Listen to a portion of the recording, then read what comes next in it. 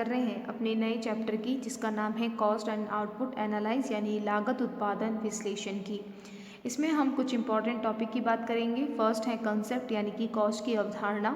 Second है types of cost यानी कि लागत कितने प्रकार की होती है। Short run and long run cost curve यानी अल्पकाल में और दीर्घकाल में लागत वक्र कैसे बनता है। तो देखिए, सबसे पहले बात करते हैं मीनिंग की यानी अर्थ। Price of any commodity is determined by the forces of demand and supply. आप जानते हैं कि किसी भी वस्तु का जो कीमत होता है, कमोडिटीज़ का अगर प्राइस है, वो किसके बेस पे निर्धारण किया जाता है? मांग और पूर्ति के द्वारा। अगर आप जानते हैं कि किसी वस्तु का बहुत ज़्यादा डिमांड है मार्केट में, तो उसकी प्राइस हायर होगी। और अगर आप जानते हैं कि अगर कोई वस्तु जो मार्केट में मिल रही है और वो बहुत ज़्यादा सप्लाई है उसकी मार्केट में, तो उसका प्राइस क्या हो जाएगा? डाउन हो जाएगा। तो ये जो प्राइस है, कीमत है, वो किसके बेस पे निर्धारण होती है? मांग और पूर्ति पे। नेक्स्ट है the quantity of production of commodity depend upon its cost of production. जब भी कोई उत्पादनकर्ता या प्रोड्यूसर किसी प्रोडक्शन को करता है यानी कि उत्पादन को करता है, लेकिन उसको कितना उत्पादन करना है वो किस पे डिपेंड करेगा? वो किस पे निर्धारण होता है? लागत पे होता है। यानी कि एक प्रोड्यूसर अगर उसे ये डिसीजन लेना है कि कितना क्वांटिटी ऑफ प्रोडक्शन करना है, कितने उत्पादन की मात्रा को बनाना है, तो वो क्या करेगा? वो जो उसकी कॉस्ट है उसको देखेगा कि कॉस्ट कितनी आ रही है। यानी कि प्रोड्यूसर को अपना जो निर्धारण करना है वो किस पे डिपेंड करेगा? लागत पे, राइट। बात करते हैं नेक्स्ट। तो quantity of sale of the commodity in the market is determined by the producer on the base of cost.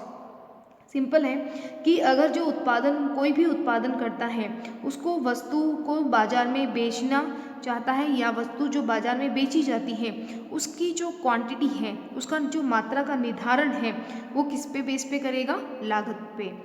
यानी कि जो ये कॉस्ट वाला चैप्टर है वो एक तरह से प्रोड्यूसर यानी कि उत्पादनकर्ता की दृष्टि से बहुत इम्पॉर्टेंट है, क्योंकि एक प्रोड्यूसर यानी कि उत्पादनकर्ता ये जानना चाहता है कि जो वो मार्केट में अपनी उत्पादन करने वाली जो मात्रा क्वांटिटी को सेल करना चाहता है या मार्केट में जो लेके जाना चाहता है उस वस्तु को, तो वो उसका मेन जो डिपेंड करती है यानी कि वो वस्तु की क्वांटिटी कितनी मार्केट में सेल करेगा, ये किस पे डिपेंड करेगा? कॉस्ट पे यानी लागत पे।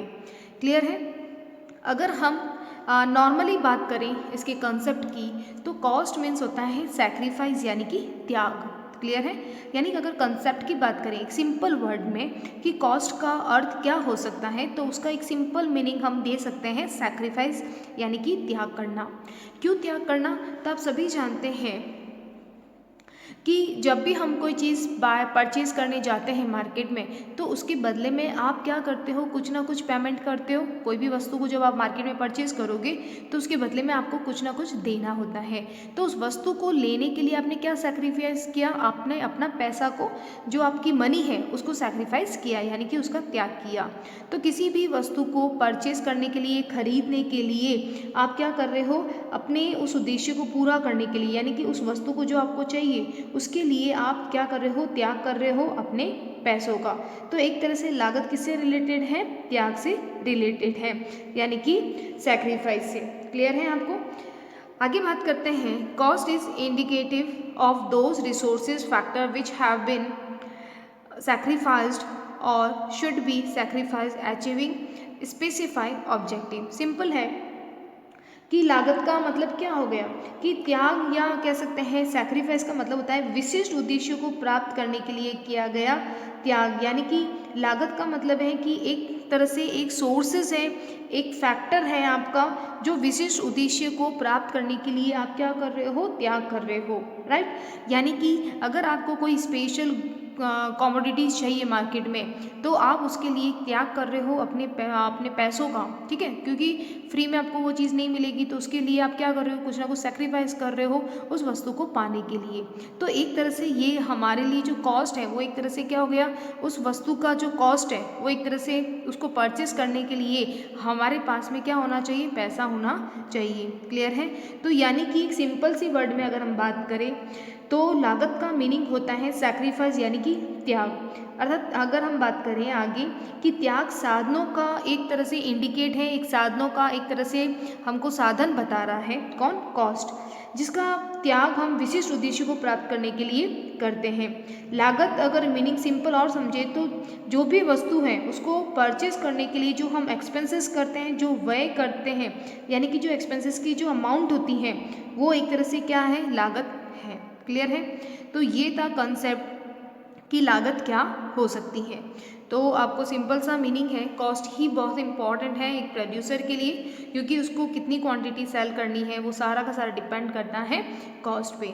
चलिए आगे बात करते हैं, how many types of cost. तो देखिए यहाँ पे हमने टाइप्स ऑफ कॉस्ट यानी लागत के प्रकार को एक्सप्लेन किया है।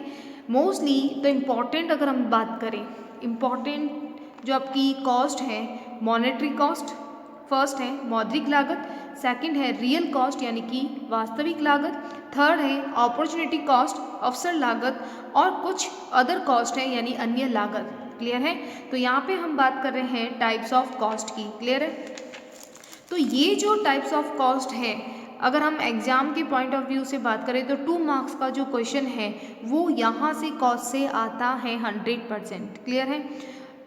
तो ये बात कर रहे हैं हम लोग सबसे पहले मॉनेटरी कॉस्ट की, मौद्रिक लागत की। देखिए मौद्रिक लागत नाम से ही पता चल रहा है, इसमें एक वर्ड है, क्या है? मनी। मनी से ही क्या बनता है? मॉनेटरी। मॉनेटरी कॉस्ट का मतलब है जिसके लिए हम कुछ ना कुछ पे कर रहे हैं, अपनी आप कह सकते हैं पेमेंट का हम ले रहे हैं, यूज़ कर रहे हैं कि उसके बदले में हम अपना पेमेंट कर रहे हैं। तो ये होती है मॉनेटरी कॉस्ट। जैसे रॉ मटेरियल को आप परचेस कर रहे हो तो उसके बदले में आप क्या करोगे? पेमेंट करोगे। उसी तरह से अगर आपको अपनी प्रोडक्शन करने के लिए इक्विपमेंट चाहिए, कुछ मशीनरी चाहिए, तो उसके लिए आप क्या करोगे? पेमेंट करोगे। तो ये सारे का सारा किस में होगा? मॉनेटरी कॉस्ट में, जिसको हम मेजर कर सकते हैं मनी से, मुद्रा से। तो अगर सिंपल वर्ड में अगर बात करें कि मॉनेटरी कॉस्ट क्या होती है, तो हम कह सकते हैं कि जिसको हम मनी में एक्सप्लेन कर सकते हैं, यानी कि जिसको हम मुद्रा में व्यक्त कर सकते हैं, वो होती है मॉनेटरी कॉस्ट। या फिर हम कह सकते हैं इसे इकोनॉमिक कॉस्ट, आर्थिक लागत। आर्थिक लागत क्यों कह सकते हैं? क्योंकि देखिए इसके बदले में हम कुछ ना कुछ क्या कर रहे हैं? पेमेंट कर रहे हैं। ठीक है? तो ये एक तरह से क्या बताएगा? इकोनॉमिक बता रहा है, तो इसे इकोनॉमिक कॉस्ट भी कहेंगे। और अगर सिंपल वे वर्ड में अगर हम इसे कहना चाहते हैं तो एक किसी भी अगर फर्म की बात करें तो उत्पादन के लिए कितना कह सकते हैं कुल मूल्य लगा है, तो वो मतलब जितना आपका प्रोडक्शन करने के लिए जो लगा है वो क्या कहलाता है? मौद्रिक कॉस्ट कहलाता है। अगर आप लेबर को वेजेस दे रहे हो तो मॉनेटरी कॉस्ट हो गई। इसी तरह से आप ट्रांसपोर्ट के लिए पैसा दे रहे हो, एडवर्टाइजमेंट के लिए, विज्ञापन के लिए पैसा दे रहे हो, ठीक है, तो ये वाटर सप्लाई के लिए दे रहे हो, तो ये सारा का सारा किस में आएगा? मॉनेटरी कॉस्ट में आएगा।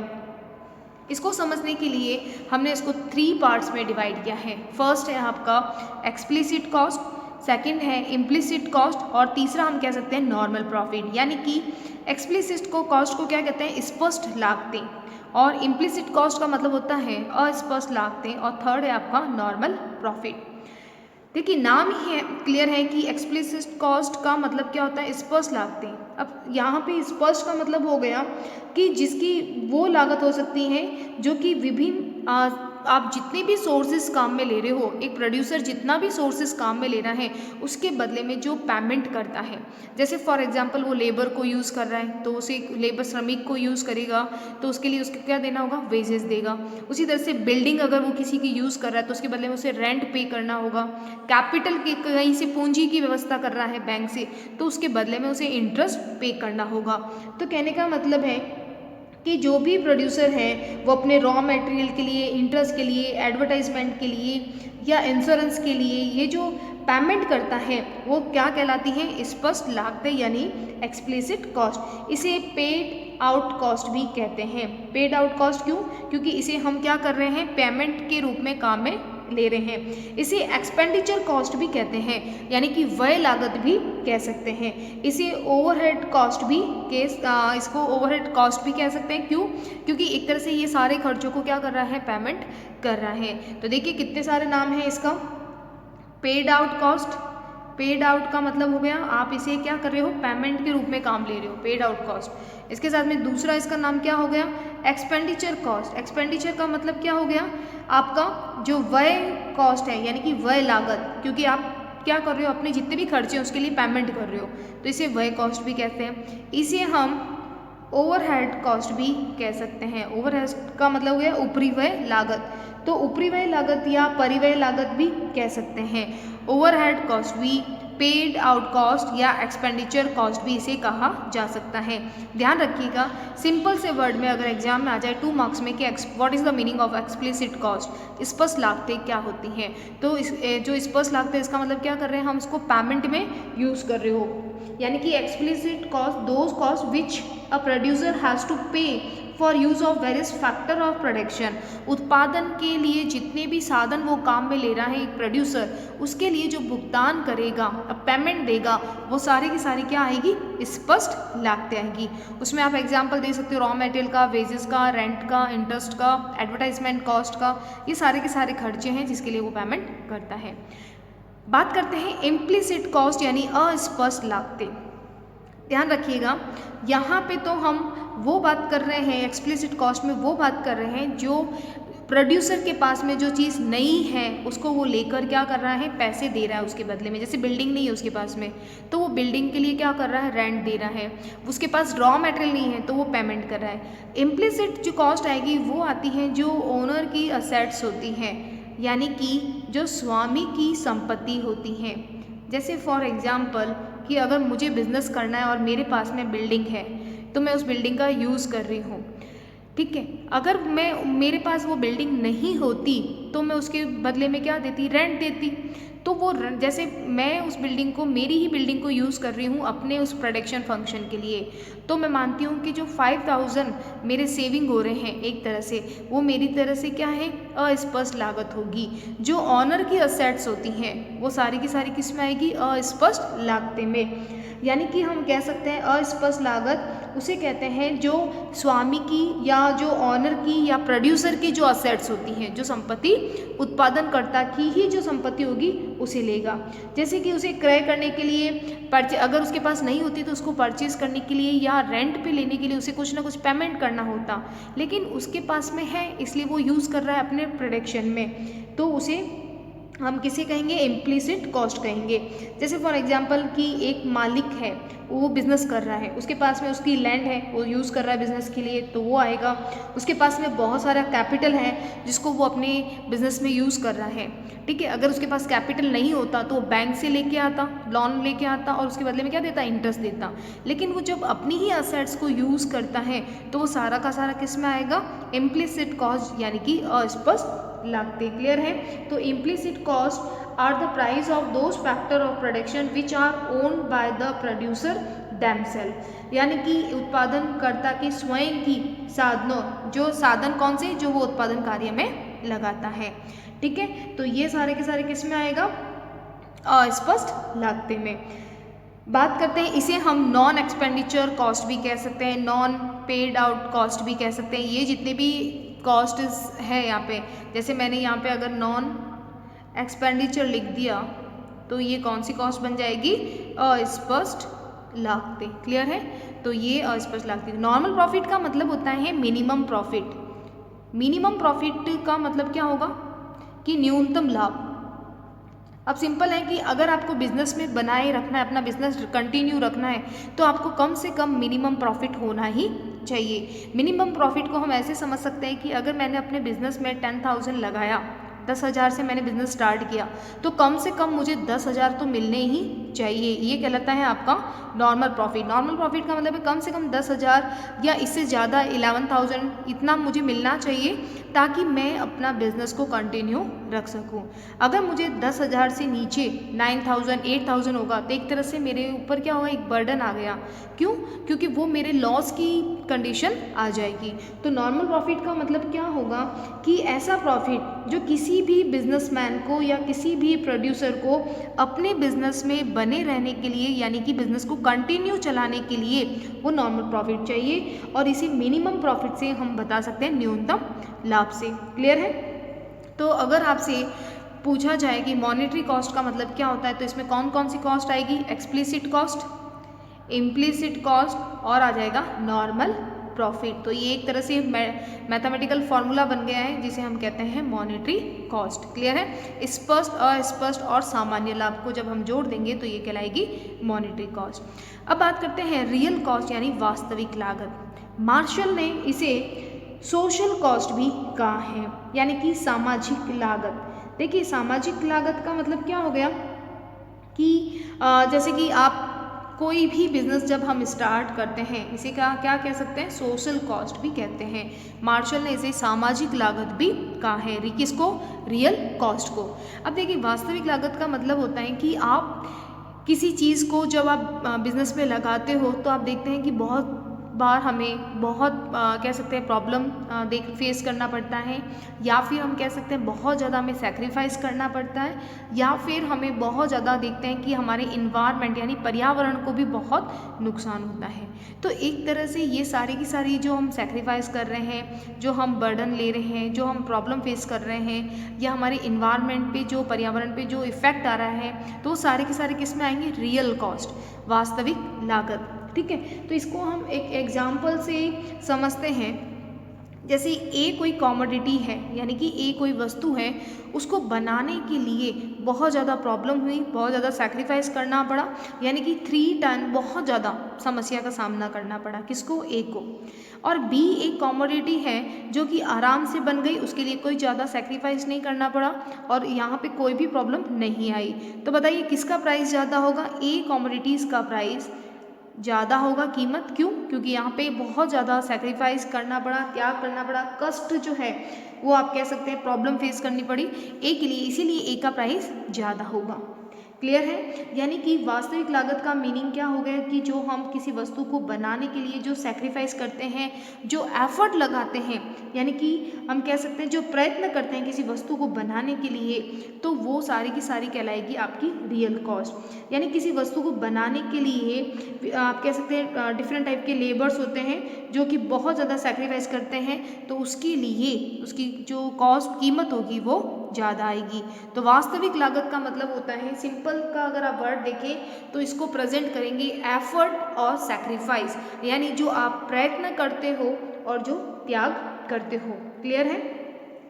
ध्यान रखिएगा, इसको इकोनॉमिक या वास्तविक अगर हम बात करें कि क्या इसकी एंट्री वेंट्री होती है क्या, अकाउंट के अगर कंसेप्ट की बात करें तो रियल कॉस्ट की कोई एंट्री नहीं होती है। क्यों? क्योंकि इसकी जो कॉस्ट है वो एक क्या है, एक साइकोलॉजिकल कॉस्ट कह सकते हैं इसे, क्योंकि एक मानसिक स्थिति है कि ऐसा सेक्रीफाइस करना हुआ और ऐसा करना हुआ, जबकि इसको सिर्फ हम अनुभव कर सकते हैं ऐसी कॉस्ट को, हम इसे अकाउंट्स में एंट्री नहीं कर सकते इस टाइप की कॉस्ट को। ठीक है, और दूसरा ये कह सकते हैं कि प्रैक्टिकल लाइफ में इसका कोई इंपॉर्टेंट रोल नहीं है व्यवहारिक दृष्टि से अगर देखें, ठीक है, प्रैक्टिकल कंसेप्ट से। लेकिन ये एक सोशल अगर हम बात करें समाज के लिए या अपने देश के लिए, कंट्री के लिए, तो इस तरह की कॉस्ट जो होती है जिसको ज़्यादा प्रोडक्शन करने में ज़्यादा कह सकते हैं सेक्रीफाइस और एफर्ट लगते हैं, तो उसका प्राइस ऑफकोर्स ज़्यादा ही होगा। तो ये कह सकते हैं काल्पनिक कॉस्ट होती है, इमेजनरी कॉस्ट कह सकते हैं, जिसे सिर्फ हम अनुभव कर पाएंगे। सबसे इम्पॉर्टेंट बात करते हैं अपॉर्चुनिटी कॉस्ट यानी अवसर लागत, जिसे आप सभी जानते भी हैं। अवसर लागत का मतलब क्या होता है कि हम किसी चीज़ के लिए कुछ सैक्रिफाइस करते हैं, तो जो चीज़ हमने सैक्रिफाइस की है वो क्या कहलाती है, अपॉर्चुनिटी कॉस्ट। देखिए आप सभी जानते हैं कि जो नेचर है, प्रकृति है, उसमें जो साधन है वो सभी लिमिटेड है, हमारे पास में साधन बहुत कम है। तो इसको हम एक डायग्राम से समझते हैं कि अपॉर्चुनिटी कॉस्ट क्या होती है।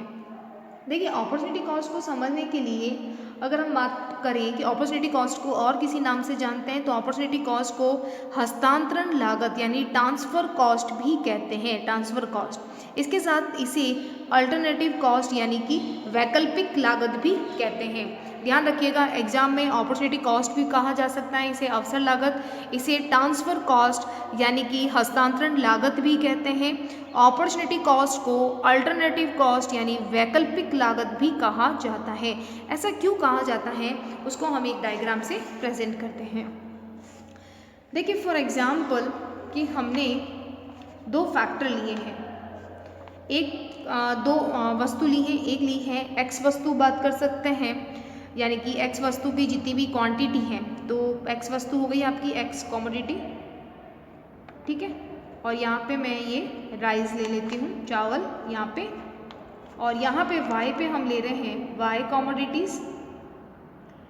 कमोडिटीज़, यानी वाई वस्तु, और यहाँ पे ले लेते हैं हम गेहूँ की मात्रा, ठीक है, व्हीट की। अब देखिए अगर हम बात करें कि नेचर, अगर हम प्रकृति की बात करें तो प्रकृति में बहुत लिमिटेड साधन होते हैं, यानी कि कोई भी वस्तु जो होती है उसका हम लिमिटेड, अपने साधनों का हम लिमिटेड प्रयोग कर पाएंगे। साधन कह सकते हैं क्योंकि जो सोर्सेज होते हैं वो बहुत लिमिटेड होते हैं, जिनका प्रयोग है वो हम कह सकते हैं एक सीमा तक कर सकते हैं, एक लिमिटेशन तक कर सकते हैं। तो इसके लिए समझने के लिए हमने बनाया है एक प्रेडिक्शन पॉसिबिलिटी कर्व। इस कर्व को क्या कहते हैं, इसे कहेंगे हम prediction possibility curve, prediction possibility curve, यानी कि उत्पादन संभावना वक्र। क्या कह सकते हैं, उत्पादन संभावना वक्र। उत्पादन संभावना वक्र ये बताता है कि आप किसी भी वस्तु का जो उत्पादन है वो इतने लिमिटेड, इतनी एरिया में ही कर पाएंगे। क्यों कर पाएंगे, इसका रीज़न है क्योंकि आपके पास जो रिसोर्सेज होते हैं, जो फैक्टर्स होते हैं, बहुत ही लिमिटेड होते हैं, जिसका प्रयोग आप लिमिटेड कर सकते हैं। इसीलिए ये प्रेडिक्शन पॉसिबिलिटी है कि आप इतना ही प्रेडिक्शन कर सकते हो, चाहे आप वाई का इतना बनाओ, चाहे आप एक्स का बनाओ, आप इतना ही बना सकते हो।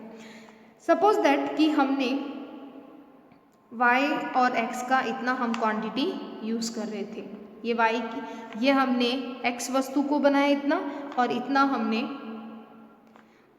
y वस्तु को बना रहे थे। क्लियर है। अगर सपोज दैट मुझे राइस यानी चावल की मात्रा को बढ़ाना है, अगर मैं चावल की मात्रा बढ़ाना चाहती हूँ अपने उत्पादन में, तो अपन क्या करेंगे कि अगर मैं चावल, सपोज दैट मैं इतना प्रोडक्शन बढ़ाना चाहती हूँ Q1 जितना, तो देखिए, तो यानी कि मुझे क्या करना होगा, इतनी कमी करनी होगी वीट के उत्पादन में, गेहूं का उत्पादन मुझे इतना कमी करना होगा, तभी मैं चावल की Q से लेकर Q1 का प्रोडक्शन कर सकती हूँ। यानी कि Q से Q1 का प्रोडक्शन करने के लिए मुझे सैक्रिफाइस करना होगा किसका, RS क्वांटिटी का। RS का मतलब W का, यानी गेहूं का मुझे इतना सैक्रिफाइस करना होगा, तभी मैं इतना प्रोडक्शन इंक्रीज कर पाऊंगी। तो ये जो RS जो कहलाता है, जो हमने सैक्रिफाइस किया है, ये आपकी कहलाती है अपॉर्चुनिटी कॉस्ट। क्लियर है। यानी कि Q से लेकर Q1 का प्रोडक्शन बढ़ाने के लिए आप कितना सैक्रिफाइस कर रहे हो, RS का सैक्रिफाइस कर रहे हो, उसका त्याग कर रहे हो गेहूं का, तभी आप राइस को बढ़ा पाएंगे। तो जो हम सैक्रिफाइस करते हैं, जिस चीज़ का हम सैक्रिफाइस करेंगे, वो क्या कहलाएगी, वो कहलाती है अपॉर्चुनिटी कॉस्ट, यानी अवसर लागत। अब इसे ट्रांसफ़र कॉस्ट भी इसलिए कहा जाता है क्योंकि हमने क्या किया, अपने जो रिसोर्सेज थे हम क्या कर रहे हैं, उसका ज़्यादा यूज़ कहाँ कर रहे हैं, राइस बनाने के लिए, इसीलिए that's called to transfer cost. ध्यान रखिएगा, इसे अल्टरनेटिव कॉस्ट यानी वैकल्पिक लागत भी कहा जाता है। वैकल्पिक का मतलब है कि यहाँ पे आपको एक चॉइस मिल रही है कि आप वीट का नहीं करके आप अपनी क्वांटिटी किसको बढ़ा रहे हैं, आप राइस की क्वांटिटी को बढ़ा रहे हैं। तो वैकल्पिक, अल्टरनेटिव का मतलब हो गया कि इतना कम करके आप इसको इतना बढ़ा सकते हैं, तो आपके पास चॉइसेस है। तो इसीलिए इसे अपॉर्चुनिटी कॉस्ट, इसे ट्रांसफ़र कॉस्ट, इसे अल्टरनेटिव कॉस्ट, अवसर लागत, हस्तांतरण लागत और वैकल्पिक लागत भी कहा जाता है। क्लियर हुआ आपको। तो ये होती है अवसर लागत। अवसर लागत हमेशा ध्यान रखिएगा मॉनेटरी कॉस्ट या इनकम में डिफाइंड होती है, मौद्रिक लागत या आय के रूप में व्यक्त होती है, यानी कि हम इनकम में बता सकते हैं। साथ ही साथ ये बताती है कि जो भी आप साधन काम में ले रहे हो वो क्या है, स्थिर रहते हैं, लिमिटेड होते हैं, इसीलिए हम प्रोडक्शन पॉसिबिलिटी कर्व बनाकर आपको बताया। साथ ही साथ अवसर लागत में आपका स्पष्ट लागतें यानी एक्सप्लिसिट कॉस्ट और इम्प्लिसिट कॉस्ट दोनों ही इंक्लूडेड रहती हैं अपॉर्चुनिटी कॉस्ट में। ध्यान रखिएगा, अपॉर्चुनिटी कॉस्ट जो होती है यानी कि अर्थव्यवस्था में रोजगार या पूर्ण प्रतियोगिता की स्थिति है। यानी कि अपॉर्चुनिटी ऑफ जो कॉस्ट होती है उसमें हम कह सकते हैं इकोनॉमिक में फुल एम्प्लॉयमेंट और परफेक्ट कंपटीशन की सिचुएशन होती हैं। जबकि आप सभी जानते हैं कि प्रोफेसर किन्स ने ये बिल्कुल क्लियर कहा था कि जो परफेक्ट कंपटीशन है वो भी एक इमेजिनरी कंपटीशन होता है, काल्पनिक होता है, और दूसरा फुल्ली एम्प्लॉयमेंट कभी नहीं होता है कि सभी के पास रोजगार हो। ये प्रोफेसर किन्स ने बताया था। तो ध्यान रखिएगा, जिस सिद्धांत में ये मान्यता आ जाए कि पूर्ण प्रतियोगिता यानी परफेक्ट कंपटीशन और फुल्ली एम्प्लॉयमेंट यानी पूर्ण रोजगार की स्थिति हो, तो वो जो कह सकते हैं वो मान्यता एक तरह से पूर्ण रूप से गलत होती है और वो सिद्धांत में भी एक तरह से आलोचना आ जाती है, यानी कि उसका क्रिटिसाइज होता है। दूसरा है कि जितने भी फैक्टर आप यूज़ कर रहे हो वो सारे के सारे कैसे होते हैं, होमोजेनियस होते हैं, यानी कि समरूप इकाइयाँ होती हैं। यानी साधन आप किसी को भी कहीं से भी यूज़ कर सकते हो, सारे के सारे होमोजेनियस होंगे, समरूप होंगे। क्लियर है आपको? तो ये थी अपॉर्चुनिटी कॉस्ट जिसका हमने डिस्कस किया था। तो ध्यान रखिएगा, परफेक्ट कंपटीशन पे ये बिलीव करता है तो और कह सकते हैं फुल एम्प्लॉयमेंट पे बिलीव करता है, तो ये सिद्धांत की सबसे बड़ी आलोचना है। साथ ही साथ ये सिद्धांत कहता है कि सारे के सारे साधन एक जैसे होते हैं, होमोजेनियस होते हैं। तो होमोजेनियस जो साधन है वो उसमें नहीं होती है क्वालिटी, कुछ ना कुछ साधन में कुछ ना कुछ चेंज होता ही है। तो ये सारी की सारी उसकी आलोचना हो सकती है। चलिए बात करते हैं नेक्स्ट और इम्पॉर्टेंट कंसेप्ट की कि और कौन कौन सी कॉस्ट हो सकती है। देखिए बात करते हैं अवसर लागत तक, आई होप आपको क्लियर हुआ होगा। अब हम बात करते हैं अदर कॉस्ट यानी अन्य लागत की। यहाँ पे है इंक्रीमेंटल कॉस्ट और संक कॉस्ट, वृद्धिमान लागत और धसी हुई लागत। इंक्रीमेंटल का नाम ही आपको पता चल गया होगा, वृद्धिमान, यानी कि आप कुछ ना कुछ बिजनेस को अपने बढ़ा रहे हो, अपने बिजनेस में कुछ ना कुछ न्यू आप कह सकते हैं लेके आ रहे हो, जैसे न्यू प्रोडक्शन को लॉन्च करना, न्यू मशीनरी को परचेज करना। तो ये सारी की सारी क्या होगी, इंक्रीमेंटल कॉस्ट। इंक्रीमेंटल कॉस्ट का हम कह सकते हैं कि जो भी बिजनेस एक्टिविटीज़ हैं उसमें आप चेंज करते हो, व्यावसायिक क्रियाओं में अगर आप बदलाव करते हो तो ऐसी जो एक्स्ट्रा कॉस्ट आएगी, अगर आपको चेंज करोगे अपने बिजनेस में तो आपको एक्स्ट्रा कॉस्ट पे करना होगा, तभी आप कर पाओगे। तो जो एक्स्ट्रा कॉस्ट होती है that's called to incremental cost. यानी कि आप बिजनेस की एक्टिविटीज़ को बढ़ाने के लिए, व्यावसायिक गतिविधियों को बढ़ाने के लिए जो एक्स्ट्रा पेमेंट करते हो, जो अतिरिक्त लागत देते हो, वो कहलाती है इंक्रीमेंटल कॉस्ट। एक वर्ड याद रखना है कि बिजनेस एक्टिविटीज़ को आप बढ़ाने के लिए या कह सकते हैं एक्सपांसन करने के लिए जो अतिरिक्त लागत या जो एक्स्ट्रा पैसे लगाते हो वो कहलाएगी आपकी इंक्रीमेंटल कॉस्ट। जैसे फॉर एग्जांपल कि जो ओल्ड कोई भी पुरानी मशीन है उसकी जगह आप नई मशीन लेके आ रहे हो, नया प्रोडक्शन लॉन्च करने वाले हो, नए उत्पादन को बाजार में लेके आने वाले हो, तो सारी की सारी आपकी ये कहलाएगी इंक्रीमेंटल कॉस्ट। बात करते हैं संक कॉस्ट यानी धसी हुई लागत। इट्स अ वेरी इंपॉर्टेंट, ये 2 मार्क्स का क्वेश्चन काफ़ी बार पूछा गया है, संक कॉस्ट का धसी हुई लागत। देखिए ऐसी लागत जिसका प्रोडक्शन व्यावसायिक एक्टिविटीज़ के लेवल से कोई प्रभाव नहीं होता है, यानी वो कनेक्टेड नहीं होती हैं अपने प्रोडक्शन से। यानी अगर बिजनेस एक्टिविटीज़ बंद भी हो जाती हैं, अगर वो बंद हो गई हैं हमारी एक्टिविटीज़, बिजनेस एक्टिविटीज़, कोई प्रोडक्शन नहीं हो रहा है, तो भी आपको पेमेंट करना होता है, उसका परित्याग करना होता है। यानी कि अगर आपका बिजनेस की एक्टिविटीज़ किसी कारण से बंद है तब भी आप उसके लिए पेमेंट कर रहे हो, इसीलिए इसे कहते हैं धसी हुई लागत। यानी हमारा पैसा क्या हुआ, एक तरह से धस गया है। ठीक है, तो इसके लिए फॉर एग्जांपल होगा जैसे कि हमने कोई बिल्डिंग रेंट पे ली है, तो उस बिल्डिंग में कोई एक्टिविटी नहीं चल रही है बिजनेस की, फिर भी आप पेमेंट कर रहे हो, रेंट दे रहे हो, किराया दे रहे हो, तो वो क्या कहलाएगा, धसी हुई लागत का। ठीक है, या फिर हम कह सकते हैं कि जो प्रीमियम आप दे रहे हो, ठीक है, इंश्योरेंस के लिए जो प्रीमियम पेमेंट कर रहे हो लेकिन बिजनेस एक्टिविटी नहीं चल रही है तो भी आप प्रीमियम दे रहे हैं। अपने जो परमानेंट स्टाफ है उनको जो सैलरी पे कर रहे हो, कोई बिजनेस एक्टिविटीज़ नहीं है लेकिन आप मैनेजर हैं जो कि आपकी बिजनेस में परमानेंट है, तो उसको जो आप पेमेंट कर रहे हो वो सारी की सारी संक कॉस्ट में आएगी, धसी हुई लागत में। इसमें एक इंपॉर्टेंट वर्ड आपको ध्यान रखना है, बिजनेस एक्टिविटीज़ नहीं चल रही हैं, यानी जो व्यावसायिक गतिविधियाँ हैं या क्रियाएं हैं उससे इसका कोई आप कह सकते हैं नहीं संबंध है। सारी सारी जो बिजनेस एक्टिविटीज़ है वो एक तरह से बंद हो गई हैं, फिर भी आप उनको पेमेंट कर रहे हो तो वो धसी हुई लागत कहलाएगी। पास्ट या फ्यूचर, पास्ट या फ्यूचर का मतलब क्या हो गया कि ऐसे एक्सपेंडिचर जिनका हमने जो रियल में है और जिनका हमने पेमेंट किया है, जिनको हम अपनी फिनेंशियल अकाउंट में एंट्री करते हैं, वो सारे के सारे पास्ट कॉस्ट कहलाएगी।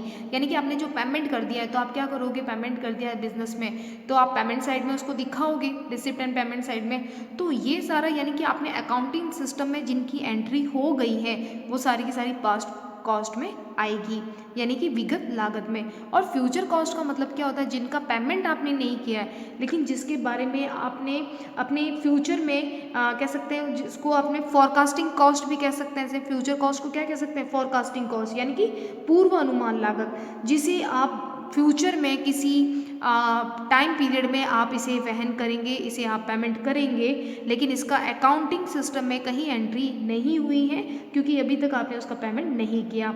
इसका बहुत फ्यूचर का जो फ्यूचर कॉस्ट होता है, उसका एस्टिमेट यानी कि उसका जो अनुमान है, हम बहुत सारे अपने बिजनेस के फील्ड में या क्षेत्र में लगाते हैं। जैसे इनकम कह सकते हैं, इनकम फॉरकास्टिंग में हम लगाते हैं, कॉस्ट कंट्रोलिंग में हम इसका यूज़ करते हैं। अगर आप न्यू प्रोडक्शन को एक्सपांसन करना चाहते हो, मार्केट में लेके आना चाहते हो, तो आप फ्यूचर लगाते हैं कि अगर नए प्रोडक्शन को आप मार्केट में लेके आएंगे तो कितना खर्चा होगा। तो ये जो आप सोच रहे हो, वो सारी की सारी क्या कहलाएगी, फ्यूचर कॉस्ट। साथ ही आप देखते हैं कि कुछ प्राइजेस हम इंक्रीज़ करने वाले हैं, या कह सकते हैं कि हम कुछ नई मशीन परचेज भविष्य में करेंगे, बाहर से इंपोर्ट करने वाले हैं मशीन। तो जो आप इमेज जो सोच रहे हो और फ्यूचर में जिसका पेमेंट करोगे, जिसका अकाउंटिंग सिस्टम में एंट्री नहीं है, वो सारा फ्यूचर कॉस्ट होगी। डायरेक्ट एंड इनडायरेक्ट यानी प्रत्यक्ष और अप्रत्यक्ष लागत। देखिए, प्रत्यक्ष लागत का मतलब क्या होता है कि जो प्रोडक्शन के किसी न किसी पार्ट से या किसी न किसी प्रोसेस से रिलेटेड होती हैं, यानी कि एक उत्पादन के किसी भी पार्ट से या किसी भी प्रोसेस से रिलेटेड है, तो वो सारी की सारी आपकी डायरेक्ट कॉस्ट होगी। इनडायरेक्ट कॉस्ट वो होती हैं जो आपके प्रोडक्शन के किसी डिपार्टमेंट के या किसी प्रोसेस से रिलेटेड नहीं होती हैं, जिसका आप कॉमनली पेमेंट करते हो, यानी कि ना तो वो परचेजिंग डिपार्टमेंट से है, ना सेलिंग डिपार्टमेंट से है, तो आप उस चीज़ के लिए आप पेमेंट करते हो, आपकी प्रोडक्शन से प्रोसेस से रिलेटेड नहीं है, फिर भी आप पेमेंट कर रहे हो। तो जैसे कि एडवर्टाइजमेंट का एक्सपेंडिचर का खर्चा आ गया, ठीक है। उसी तरह से आप देखते हो कि जो एडमिनिस्ट्रेटिव डिपार्टमेंट होता है, जो सिर्फ पूरे बिजनेस को कंट्रोल करता है, तो वहाँ जो पेमेंट किया जा रहा है, तो सारा का सारा क्या कहलाएगा, इनडायरेक्ट। यानी कि डायरेक्ट तो वो होगा जो प्रोडक्शन से और आपका प्रोडक्शन प्रोसेस से रिलेटेड है, और जबकि इनडायरेक्ट कौन सा होगा, जो प्रोडक्शन प्रोसेस या उनसे रिलेटेड नहीं है। क्लियर हुआ? तो डायरेक्ट का और इनडायरेक्ट यानी प्रत्यक्ष और अप्रत्यक्ष आपको समझ में आया होगा। अब नेक्स्ट बात करते हैं कॉमन प्रोडक्शन कॉस्ट की, यानी कि सामूहिक उत्पादन लागत। देखिए, बहुत ही इंपॉर्टेंट है सामूहिक का। इसका मतलब बात करें कि अगर two commodities are produced by the same raw material, the same production process, अगर दो वस्तु को आप बना रहे हो और दोनों वस्तु के लिए आप एक ही रॉ मटेरियल का और एक ही प्रोडक्शन प्रोसेस का यूज़ करते हो, तो वो कहलाएगी कॉमन प्रोडक्शन कॉस्ट। समझ में आ गई? आप दो वस्तु को, दो कमोडिटीज़ को बना रहे हो एक साथ, लेकिन एक ही क्या कर रहे हो, रॉ मटेरियल यूज़ कर रहे हो, एक ही मशीन यूज़ कर रहे हो, एक ही को यूज़ कर रहे हो, तो वो सारी की सारी जब तक वो दो वस्तु अलग अलग सेपरेट नहीं हो जाती, तब तक वो क्या कहलाएगी, कॉमन प्रोडक्शन कॉस्ट। क्लियर हुआ? और अगर हम बात करें कि after collective production process is over, अगर बाद में जब उन वस्तुओं को अलग कर दिया जाता है, जब प्रोसेस ओवर हो जाता है, तो वो पॉइंट कहलाता है आपका implicit of point. Implicit of point का मतलब होता है विच्छेद बिंदु। जैसे फॉर एग्जाम्पल कि आप दो कमोडिटीज़ बना रहे हो, ये दो कमोडिटीज़ को बना रहे हो, उसके लिए आप क्या कर रहे हो, एक रॉ मटेरियल यूज़ कर रहे हो, एक ही मशीन यूज़ कर रहे हो। तो ये जो वस्तु जब तक इन रॉ मटेरियल और प्रोसेस से चलती है, तो ये कॉमन प्रोसेस कहलाएगी या कॉमन प्रोडक्शन कॉस्ट होगी। लेकिन जब ये वस्तु सेपरेट हो जाती है, यानी कि अलग अलग हो जाती है, तब वहाँ जाके ये क्या कहलाएगी, इम्प्लिसिट कॉस्ट कहलाएगी, यानी कि विच्छेद बिंदु, या हम कह सकते हैं इसे इम्प्लिसिट ऑफ पॉइंट। विच्छेद बिंदु, विच्छेद बिंदु का मतलब क्या होता है, ये दोनों अलग अलग सेपरेटली हो गई है, तो जब तक ये सेपरेट नहीं होगी तब तक वो कॉमन प्रोडक्शन कॉस्ट होगी। जब ये सेपरेट हो जाएगी तो क्या, कौन सी कॉस्ट बन जाएगी, इम्प्लिसिट ऑफ पॉइंट, यानी कि विच्छेद बिंदु बन जाएगा। विच्छेद बिंदु का मतलब यह कह सकते हैं इम्प्लिसिट ऑफ पॉइंट कॉस्ट बन जाएगी, ये विच्छेद बिंदु। अब अलग अलग जो इनकी पैकिंग वैकिंग होगी तो उनका खर्चा उनका इम्प्लिसिट यानी विच्छेद बिंदु वाला या विच्छेद लागत वाला आएगा। तो ये आपको समझ में आएगा कि जो ये कॉमन प्रोडक्शन जो होती हैं, कॉमन प्रोडक्शन कॉस्ट, ये दोनों जो वस्तु होती है उनके लिए एक ही रॉ मटेरियल, एक ही मशीन का यूज़ करते हैं। या हम बात करें the cost borne up to implicit of point are known as common production cost, यानी कि जब इम्प्लिसिट ऑफ पॉइंट का जब जन्म होता है तो उससे पहले वाली सारी की सारी क्या कहलाएगी, कॉमन प्रोडक्शन कॉस्ट। क्लियर? तो आई होप आपको ये कॉमन प्रोडक्शन कॉस्ट क्लियर हुई होगी। बात करते हैं next, cash pocket and books cost. नाम से ही पता चल रहा है cash pocket and books cost का, कैश का जिसका हम पेमेंट कैश में कर रहे हैं, पेमेंट जा रहा है, और कुछ ऐसी कॉस्ट होती है जिसकी सिर्फ एंट्री हम बुक्स में करते हैं, ठीक है, तो वो सारी की सारी बुक कॉस्ट होगी। बुक कॉस्ट का मतलब हो गया जैसे डेप्रिसिएशन को हम क्या करते हैं बुक्स में दिखाते हैं, तो वो किस में आएगी, बुक कॉस्ट में। और ऐसे कह सकते हैं आउट ऑफ पॉकेट या जो कैश कह सकते हैं कॉस्ट, उसका मतलब वो क्या होता है जिसका हम पेमेंट करते हैं रियल में, जैसे रॉ मटेरियल परचेज कर रहे हो, वेजेस दे रहे हो, रेंट दे रहे हो बिल्डिंग का, तो सारा का सारा कैश में पेमेंट कर रहे हो, पॉकेट से आपका पैसा जा रहा है, इसे आउट ऑफ पॉकेट भी कहा जाता है, यानी कि जो रोकड़ी कह सकते हैं या फिर कह सकते हैं इसको कि आपके जेब से जो पैसा जा रहा है। क्लियर है? और बुक कॉस्ट का मतलब हो गया जिसको आप सिर्फ एंट्री बुक में ही कर रहे हो, तो वो उसमें बुक कॉस्ट में आएगी, जैसे डेप्रिसिएशन इसका एग्जाम्पल हो गया। और इसके लिए आप रॉ मटेरियल, वेजेस और बहुत सारे खर्चे बता सकते हो। नेक्स्ट बात करते हैं हिस्टोरिकल एंड रिप्लेसमेंट। हिस्टोरिकल यानी ऐतिहासिक और रिप्लेसमेंट का मतलब होता है प्रतिस्थापन। हिस्टोरिकल का मतलब होता है कि जब आप original cost of any assets, इसको हिस्टोरिकल को हम क्या कह सकते हैं, ओरिजिनल कॉस्ट। ओरिजिनल कॉस्ट का मतलब क्या होता है कि जब आप किसी मशीन को परचेज़ करते हो, तो जब मशीन को परचेज़ करते समय जो जितना पैसा लगता है, जितना आप पैसा दे रहे हो, वो सारा का सारा हिस्टोरिकल कॉस्ट होगा। रिप्लेसमेंट का मतलब क्या होता है कि आप पुरानी मशीन के जगह नई मशीन को परचेज करते हो, पुरानी मशीन को हटाकर आप क्या ला रहे हो, नई मशीन ला रहे हो, तो उसके लिए जितना आप पेमेंट करोगे वो सारा का सारा एक्स्ट्रा क्या कहलाएगा, रिप्लेसमेंट। रिप्लेसमेंट का मतलब क्या होता है, एक की जगह के लिए आप दूसरी यूज़ कर रहे हो, तो सारा का सारा रिप्लेसमेंट में आएगा, यानी प्रतिस्थापन। क्लियर है आपको? ये हिस्टोरिकल जो कॉस्ट होगी उसमें आप कह सकते हैं कि जो ओरिजिनल कॉस्ट होती है एनी असेट, जो भी नई मशीन वगैरह होंगी उनकी जो रियल में जो कीमत होती है वो सारी की सारी किस में आएगी, हिस्टोरिकल कॉस्ट में। और ये जो रिप्लेसमेंट कॉस्ट हो गई, जैसे कि पुरानी मशीन है, ठीक है, उस मशीन की जगह आप न्यू मशीन भी लेके आ रहे हैं या नया प्लांट आप लगा रहे हैं पुराने प्लांट की जगह, तो जो एडिशनल अमाउंट लगेगी वो सारी की सारी किस में आएगी, रिप्लेसमेंट में। जो अतिरिक्त खर्चे आएंगे वो सारे के सारे आएंगे प्रतिस्थापन में। क्लियर है? सबसे लास्ट बात करते हैं shut down and accounting economic cost. Shut down का मतलब हो गया तालाबंदी। देखिए लास्ट कॉस्ट की बात कर देते हैं, शट डाउन, अकाउंटिंग और इकोनॉमिक कॉस्ट। शट डाउन का मतलब होता है तालाबंदी, जैसे कि कोई बिजनेस नहीं चल रहा है और वो किसी वजह से बंद है लेकिन फिर भी आप पेमेंट कर रहे हो, तो वो जैसे आप बिल्डिंग में कोई भी प्रोडक्शन नहीं हो रहा है लेकिन आप जो वॉचमैन है जो बिल्डिंग का बाहर ध्यान रख रहा है उसको पेमेंट कर रहे हो, तो वो किस में आएगा, शट डाउन कॉस्ट। क्योंकि तालाबंदी यानी जो बिजनेस है वो तो चल नहीं रहा है, तो लेकिन फिर भी उसके बदले में आप क्या कर रहे हो, कुछ ना कुछ पेमेंट कर रहे हो, तो शट डाउन का मतलब हो गया कि इसमें कौन से एक्सपेंडिचर आएंगे कि जो ऑनर को आपको बियर करने हैं, प्रोडक्शन एक्टिविटीज़ नहीं चल रही हैं लेकिन फिर भी आपको देने हैं, तो वो सारे के सारे एक्सपेंडिचर इसमें आएंगे। क्लियर है? यानी कि उसको ध्यान जैसे मशीन का ध्यान रखने के लिए आपने कोई लेबर रख रखा है तो वो भी शट डाउन में आएगा। ठीक है, आपका बिजनेस एक्टिविटीज़ नहीं चल रही है, एक तरह से ये संक कॉस्ट जैसा ही होता है लेकिन संक कॉस्ट नहीं होता है क्योंकि शट डाउन यानी तालाबंदी वाली कॉस्ट है। तो इसमें मोस्टली एक्सपेंडिचर कौन सी आएगी, जब प्रोडक्शन आपका बंद हो गया है, एक्टिविटी बंद हो गई है, और इसको हम तालाबंदी यानी शट डाउन कॉस्ट कहेंगे। ठीक है, जो भी आप कह सकते हैं कि मशीनरी को सेफ रखने के लिए या फिर बिल्डिंग का ध्यान रखने के लिए वॉचमैन को जो पेमेंट करते हैं वो सारा शटडाउन के एग्जाम्पल होंगे।